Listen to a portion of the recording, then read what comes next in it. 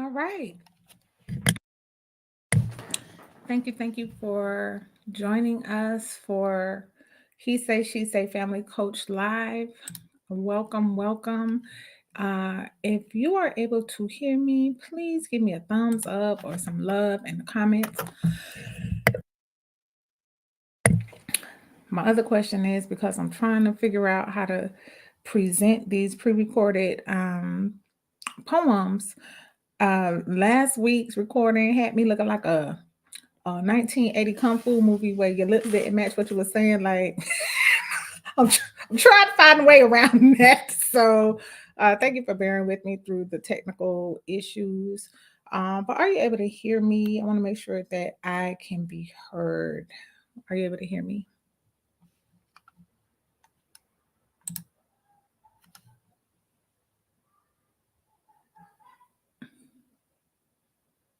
Okay, awesome. Thank you. I was not even on the comments tab.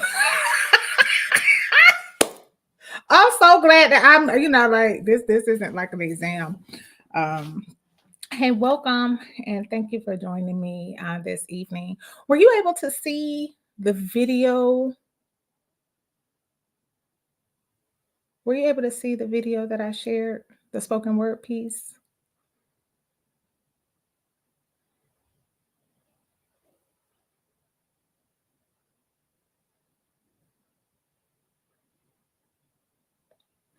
I want to make sure that that piece was shared when I presented my screen. Were you able to see that? Give me a one if you were able to see it. I'll play it again at the end, but I want to thank all of you. Shout out to um, thank ya, Coco G, Bass Nickel. I appreciate you supporting, showing up, and helping us to have this conversation. Again, from my perspective, I live in a world where people's secrets and the things that people struggle with behind closed doors, I'm privy to. I consider it a blessing and an honor to be in those very sacred spaces where people trust me to navigate them to a place where they can heal or they can find peace. You couldn't hear the presentation. That is interesting. So I don't know how to, let's see, because I want to start this off with this spoken word piece. It's really it means a lot to me, and when I share these stories with you, you'll really understand why I'm so moved by this particular topic. Let me see if I'm able to play the video now,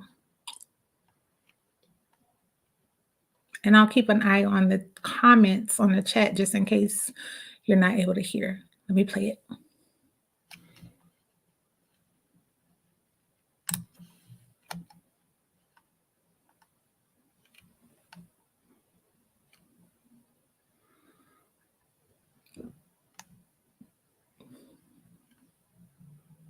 Oh, it looks like the video is still uploading, it's processing.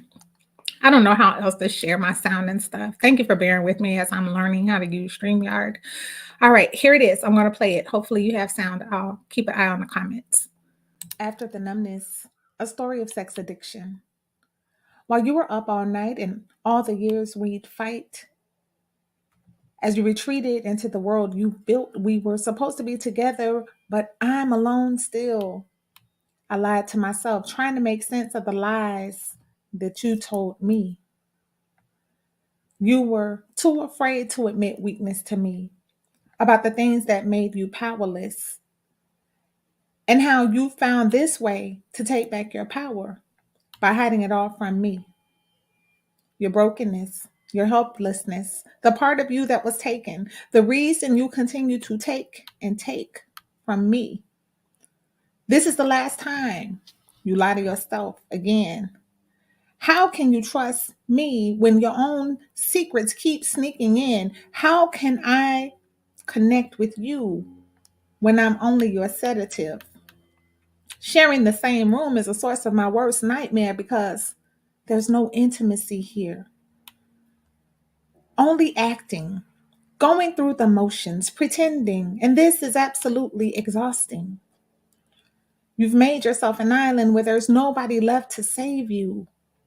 I witness in silence as the light overtakes you. Your lies prove you don't believe in your own worth. And yet, I am only compelled to love you, even though you continue to find ways to blame me for all the reasons why. You just could not stop. So I played dumb, went numb, and joined you in your game of pretend, hiding the true issue from my family and my friends while you single handedly destroyed us with deception without end. I've made peace with you now. Not sure when things will change or how. I will continue to make it without you because you were never here with me, only avoiding me when my love could not heal the lie you kept hiding from me, which is why I stopped accepting the blame. I could not remain bound to your pain when you never invited me into that space. You keep trying to erase with the alternate reality, split personality world of fantasy. You left me no other option but to get out of your way. From the healthy distance of acceptance, I pray that by releasing myself from our agreement to hide you from the you hate, the light of truth would find you before it's too late. All right, so I think I'm back, and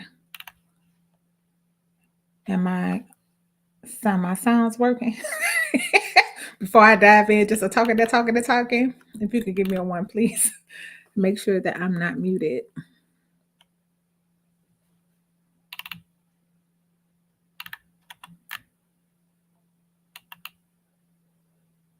Awesome. Thank you. So we're talking about sexual addiction tonight, y'all. And we've been talking about addiction for the past couple of weeks because whether it's alcohol, whether it's drugs, whether it's pornography, whether it is sex, which we're going to be talking about tonight. The thing that is the same in all of these things is the lack of control, right? And this topic is one of those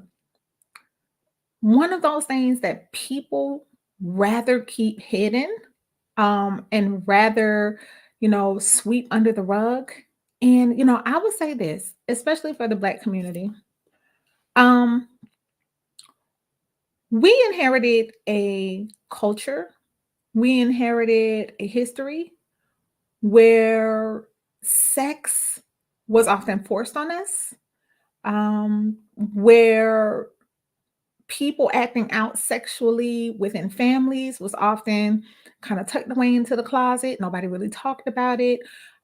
We inherited a very hush hush culture around issues regarding sex, something that is supposed to be, so beautiful and helpful, necessary for reproducing other human beings, continuing the survival of the human race on earth.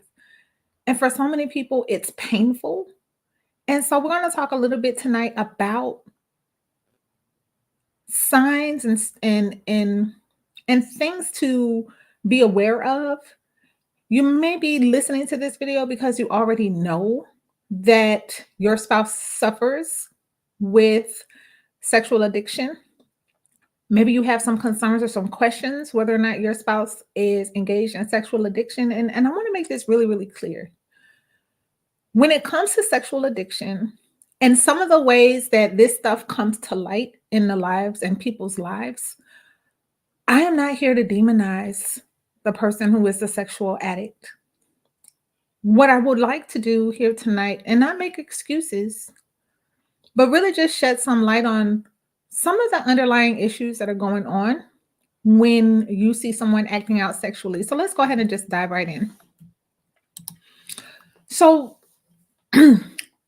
there are three kind of like signs that a person might be struggling with sexual addiction. The first one is obsessive thoughts and behaviors.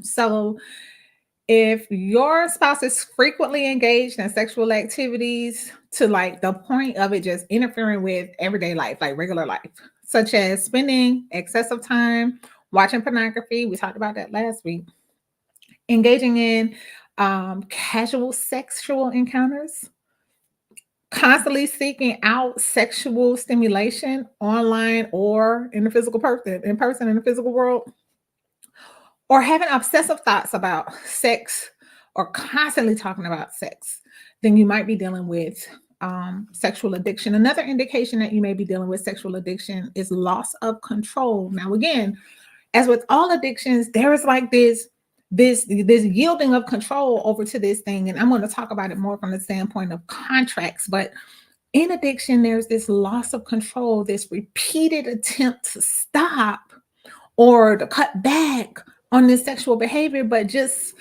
failing. They're unable to resist their urges, even in light of negative consequences. We talked about this, the same exact thing when we talked about um, pornography, when we talked about alcohol abuse and drug abuse. Negative consequences, like, when you're not the person that's afflicted with a particular addictive behavior, you may sit and think, but like, why would you continue to do something that hurts you? Why would you continue to engage in something that's tearing you from your family or destroying your family? Well, that reasoning or that rationale is not enough when you're dealing with addiction. And so that loss of control is sign number 2. And sign number 3 is continued behavior despite the negative consequences. So now it's not just about what could happen, it's what's actually happened. And still continuing to engage in these behaviors that are bringing pain through negative consequences. And those are going to be the types of consequences like a strain on your relationship. You love this person, you want to be with this person, but your addiction is beginning to impact or threaten the health of your relationship. Legal troubles that people get into with the number of illegal sexual acts that people find themselves yielding to, health issues. And, I'll talk about that. I'll touch on that a little bit because I remember I remember being in high school and I attended a school for teen parents, right? So I was like in the school with all the girls who ended up pregnant. We had to go to school with our car seats on the school bus, take our babies to school. That's how I completed high school. And I guess that for purposes of trying to like shock us into like not acting out sexually, not having more babies, the school put on a presentation of, okay, so I don't know what country this was, but it was like this village in South America or somewhere, right? And so they showed us a picture of this man's penis covered with warts. Like this thing looked like a cauliflower. That's how bad it was. It was like, the school's idea was like frighten us out of ever wanting to have sex again by showing us the cauliflower man. And so the thing about it was like they told the stories about these other women in the village who didn't really understand the nature that, that this was a sexually transmitted infection. Like they could catch this stuff. Like they all used to tease and giggle about, the fun that they were having. And like we left that presentation traumatized, like, oh my God, did you see that? Right? So oftentimes we try to take the approach of scaring you straight. But when you're talking about addiction and you're talking about addictive behaviors, even knowing that you could, you can come in contact with something that is going to give you a disease, that disease could be, it could be irreversible. That's not enough. It's not enough to stop the addictive behavior. And so when you are in a relationship with someone who is struggling with addiction, sexual addiction, this is one that's very, very life-threatening in a very intimate way, because one of the characteristics of a sex addict is that they will disregard or bypass the red flags, right? They'll put themselves in dangerous situations. That's a part of the thrill that's attached to the addiction. They're not thinking about, what am I going to bring home to my husband or to my wife? They're just surrendering or yielding to an urge that they cannot control. And there are deep-seated issues why. And that's why, for me, today's spoken word piece was so important, because again, it's not about demonizing, it's about recognizing that there's something else. When talking about sexual addiction, there's usually something else that's being covered up, it's being masked, it's being pacified. And so that's why I want to talk about, where this behavior is most prevalent in the Black community. And that's in the church world. That's among men and women of faith. So many people who sincerely are seeking and wanting a relationship with their creator are suffering silently. And so I'm gonna break down what I hate about what has become of our community when it comes to issues like this. A lot of us, we've gone to the church for healing. We've gone to the church for answers. The church has historically been the center of the Black community for us to gather strength and wisdom and support, right? But what happens when you're talking about healing? And what I can speak of in terms of my generation and what I've seen in church, many people of faith are suffering with sex addiction and unable to get out of it because they're expecting magic, right? So step 1, run around the church 7 times. Step 2, get slapped with some olive oil. Step 3, fall out. Step 4, breathe hard. Step 5, lay there. And step 6, cry. And you are magically supposed to heal. Why do I still suffer with sexual urges? Why can't I control myself? Why am I allowing this thing to take away my wife and kids from me? Or my husband and my future with him from me? Because all of that stuff doesn't work. That stuff is spooky. It's not dealing with the real issue. And the real issue, part of that issue is contractual. We know from experts in this field that a lot of people who are struggling with sexual addiction are struggling with other deep-seated wounds and traumas. They're covering it up. They're self-medicating. And there's no real change when you're running into a religious situation and applying a religious potion or approach, because all addictions, including sex addiction, are rooted in spiritual contracts. So if you know me and you know the work that I do, you know that I talk a lot about contracts.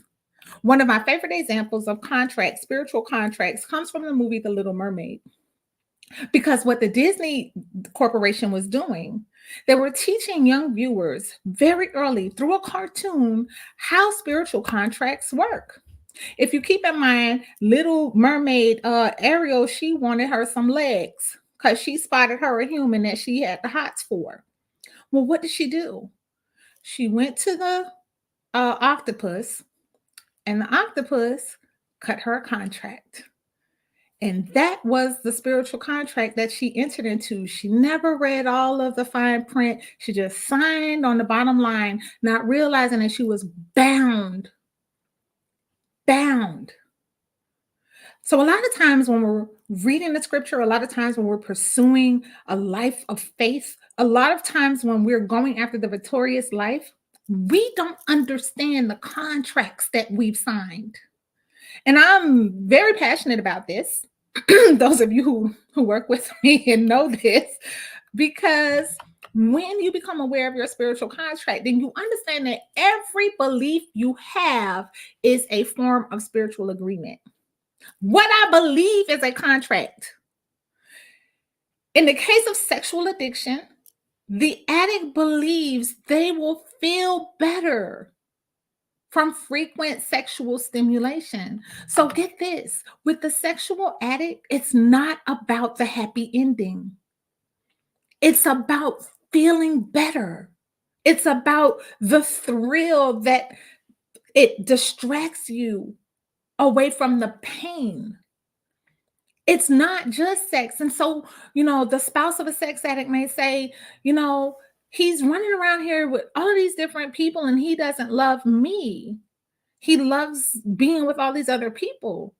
But to the sex addict, the other people are just a means to an end, a thrill. There's no emotional attachment there. Just an the objectifying of a person because this person believes they will feel better with the sexual stimulation. And so they're masking the deeper hurt, the deeper wound, the deeper trauma. They desperately want love and acceptance. But the problem with the love and acceptance that a person who is suffering with this type of addiction is the guilt and the shame of coming clean. Who do you come clean to? Who do you talk to about this? Especially if you are the pastor, if you are the minister, if you are the man of God, if you are the head teacher or professor. Who do you go to talk to about something that is so rooted in guilt and shame? And that's the problem because you desire to be closer and to be accepted and to be connected with people, but you disconnect by hiding this thing because you're too ashamed or too guilty to open up and to share with somebody to know that, you know what, this person is not going to condemn me to a life of hell because I'm struggling. So let's talk about contracts a little bit. Because in my world, and again, this is why I love Simply Sober's book. Simply Sober is talking about spiritual healing. I approach spiritual healing through helping you to understand contracts. And so a contract is an agreement, period. The thing that I agree to, I am bound to. To get free from a spiritual contract, the thing that I disagree with, I am released from that contract. And my favorite example, you lease an apartment, it looked nice and cute and clean when you move in, and then a week later you find out it's rat infested. The first thing you're going to want to do is to break your lease because this is not what you signed up for.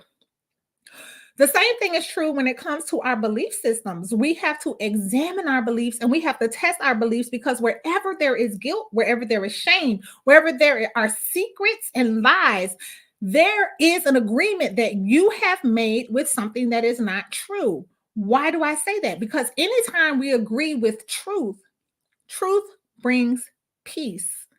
Even when the truth hurts, you will have peace because you have made an agreement with truth. So let's unpack the contract, some of the contracts that are included inside of the sexual addiction manifestation. To believe that feeding a sexual urge will bring instant emotional, physical, spiritual, or mental relief is a contract with sexual healing.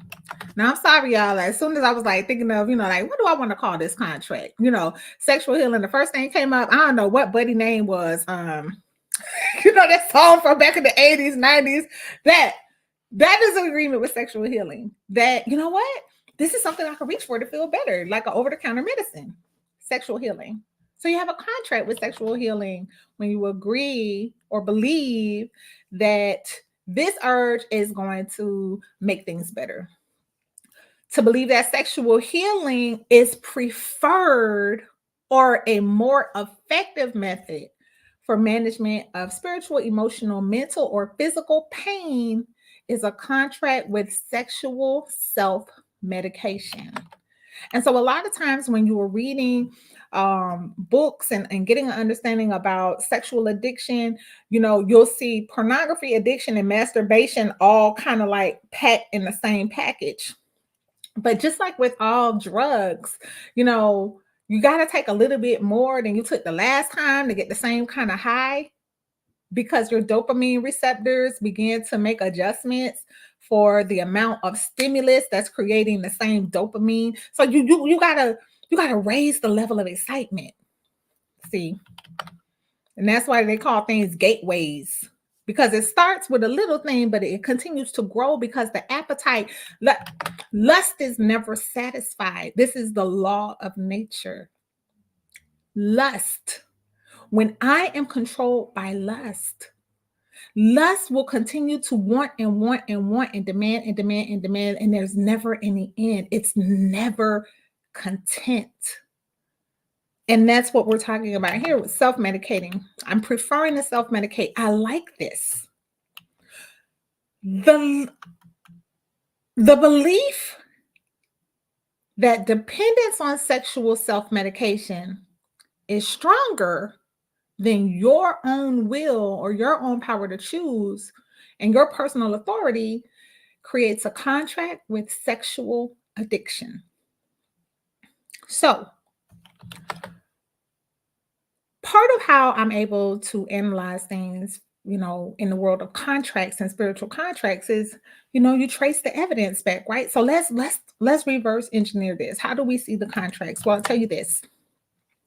The lack of self-control is the evidence that you believe you are powerless.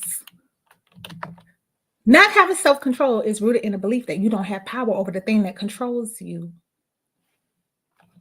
That's a contract. The belief that you are powerless is evidence that you are a victim to external pressure and internal pain. Here is another contract, a belief that I am a victim. Something else is stronger than I am. That's a belief. And that belief exists in a lot of sexual addicts. The belief that you are a victim to external pressure and internal pain is evidence that you believe a lie. Again, anytime we believe a lie, lies and agreements with lies will always create internal conflict. It will always create strife. And how do you know that someone is in strife when they have a sexual addiction? Because they're hiding it and they're lying about it. If you have to keep secrets and you have to lie, you cannot be in peace. When you are telling the truth and you are willing to confront what the real is, regardless of the consequences, no longer motivated by fear of being found out, that is where peace and power lie. Those are the agreements that we want to strive for with whatever we're struggling with, whatever we're dealing with.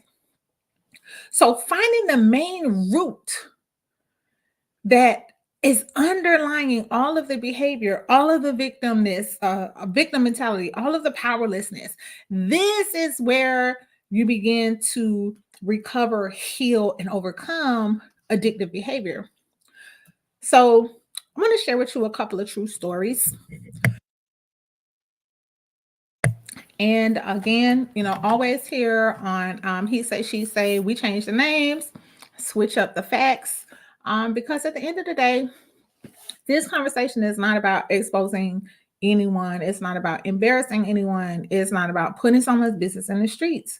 This conversation is always about exposing what's hidden and demystifying them for the community at large to know you are not the only one who's struggling. You're not the only one who's going through some stuff.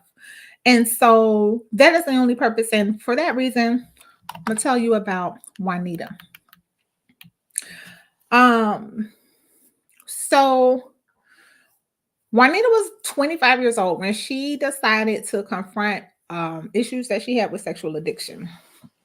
Now, she had been touched sexually at a young age by a teenage boy who was her babysitter's son. And around the same age, really young, 6-7 years old, she stumbled across HBO late night TV at home. She was also playing hide and seek and hiding under her parents' bed when she stumbled across her dad's dirty magazines. Now, As a young child, she mostly internalized the things that she saw. She knew they were wrong. She never told anybody about what happened. And, as a young girl, she really didn't have a lot of opportunity to act out on the things that had taken root in her thinking and in her feelings. But as she developed into puberty, she came to enjoy sexual attention that she received from not only just other boys her age, but even from older men. And she wasn't necessarily a pretty girl or a popular girl, but she learned that being a fast girl would get her a lot of attention. And she really liked that. She loved it. She loved the power she had over men through her sexuality. And so she explored her sexuality as a teenager and as a young adult through porn, sex toys, and having multiple sexual partners until she experienced a devastating breakup. And it, it stopped her dead in her tracks. And it was this breakup, and then kind of thinking back over these few short years of being an adult, having several abortions, she began to question her choices and how things turned out so badly in her love life. She felt used, she felt thrown away, and she felt useless. And the more she thought about her situation and where she was in life, she decided that there had to be more to life than just the thrill of the chase and the game that was connected to her sexuality. So Juanita found healing by learning about her true value. She turned to find her creator and her identity in her creator and the reason and purpose for her life. She exchanged her exhilaration for sexual attention with love for children. And she poured her life into inner city project where she connected with the neighborhood kids. And in the process of serving the neighborhood kids, she reconnected with her own childhood that she lost through promiscuity. The lie that she believed was that her body and ability to give sexual pleasure were her only value. And she tapped into the power of her mind, her compassion, and living life on purpose. And this is how she overcame sexual addiction. She broke agreement that she made with pornography, masturbation, and promiscuity. She decided that they no longer served her, they no longer served the purpose for her life or the reason for her being here, and continues to pour her life experiences into others by living a life, excuse me, just a second,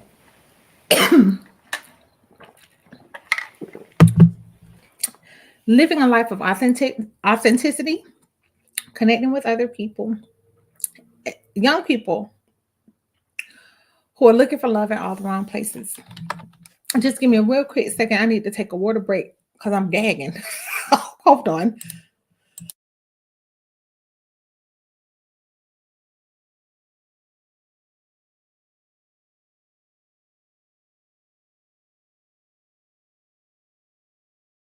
All right, I'm back. I got myself all choked up thinking about Felicia's story, but Felicia's story is an example of just taking a pause. You know, one of the best places to pause is where you're in pain. I live in a world where I encounter people in pain. And in that place of pain, they begin to make some choices. They begin to reevaluate. They begin to ask themselves some hard questions. And that's what Juanita did. And that's what turned her life around.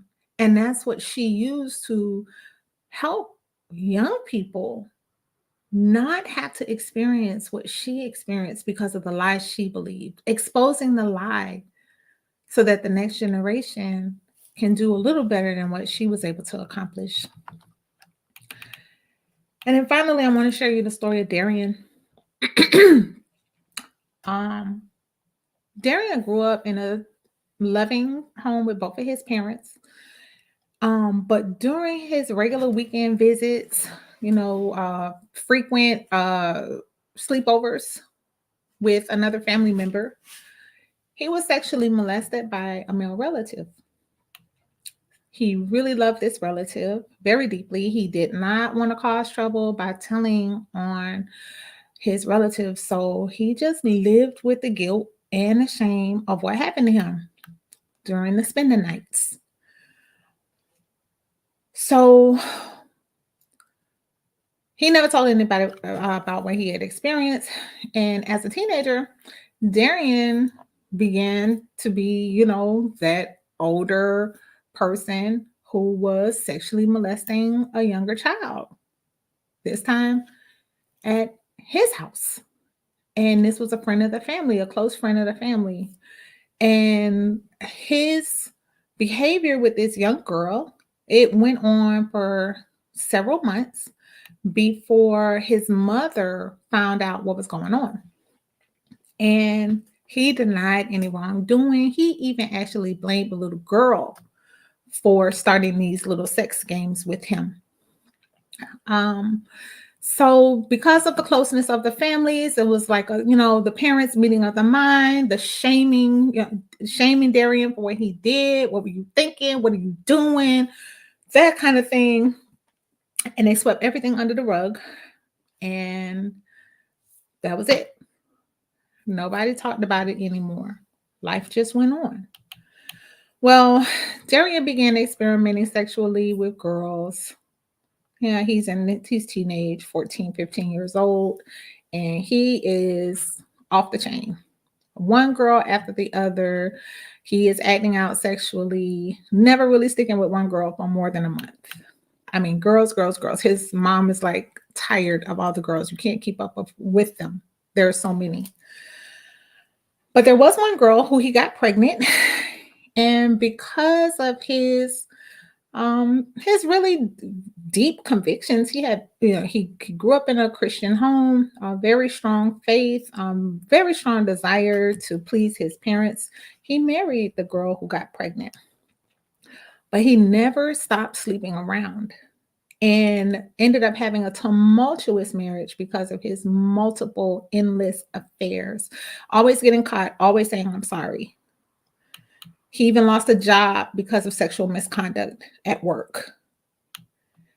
He was even caught red-handed in the act with another woman by his wife, and even engaged in a number of encounters, not only with women, but with men.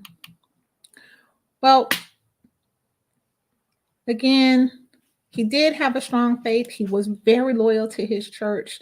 The pastors did get involved because of his wife's outcry to help their marriage.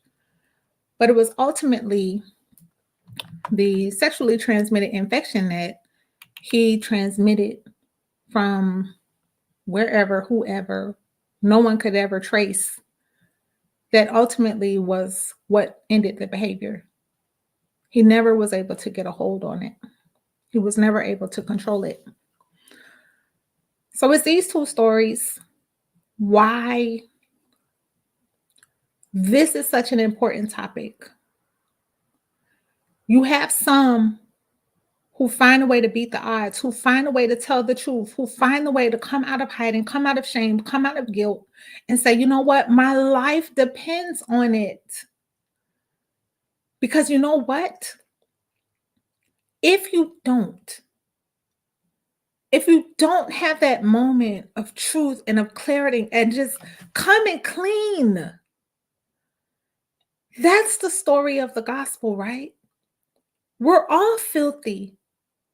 We're all in need of having to acknowledge our filth and just be honest about it.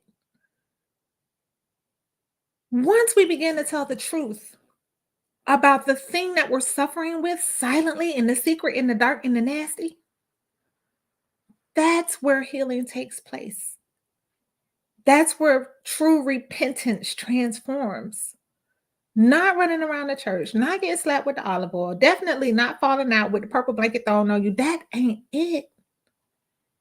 It's truth. And I will always maintain that it's the truth that sets us free. Again, I want to thank you all for joining, for supporting. And I'm going to close this out with this spoken word piece again because y'all had the nerve to come pull me out of my spoken word hiding. Y'all had the nerve to come tell me to start writing spoken word again. So what we going to do? We're going to close this out with this word, y'all, because this is real. And this is real people hurting for real. And we don't want you, not here at Law for Love, we don't want you sitting up here thinking you by yourself. You have a community of people who will tell you the truth and love you through it. But you got to be willing to tell the truth when you want to heal. I love you all and thank you for joining me again.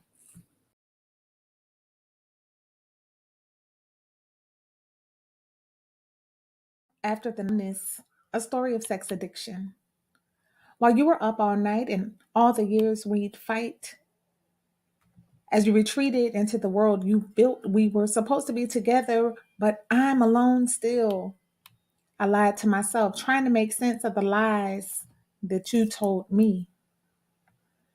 You were too afraid to admit weakness to me about the things that made you powerless and how you found this way to take back your power by hiding it all from me. Your brokenness, your helplessness, the part of you that was taken, the reason you continue to take and take from me. This is the last time you lie to yourself again.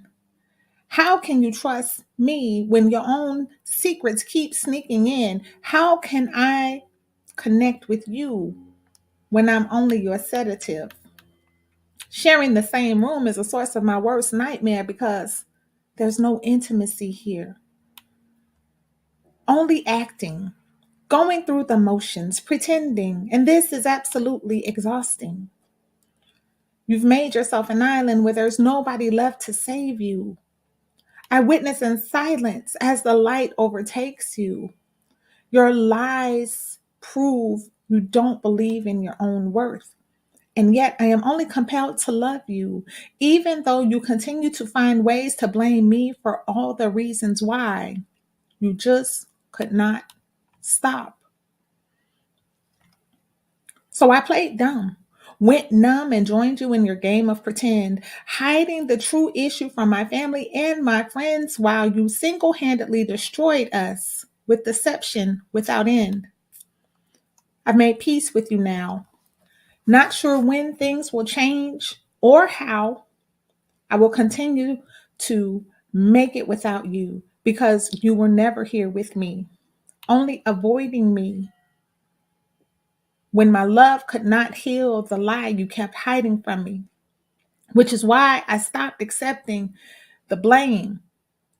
I could not remain bound to your pain when you never invited me into that space you keep trying to erase with the alternate reality, split personality world of fantasy. You left me no other option but to get out of your way. From the healthy distance of acceptance, I pray that by releasing myself from our agreement to hide you from the you hate, the light of truth would find you before it's too late.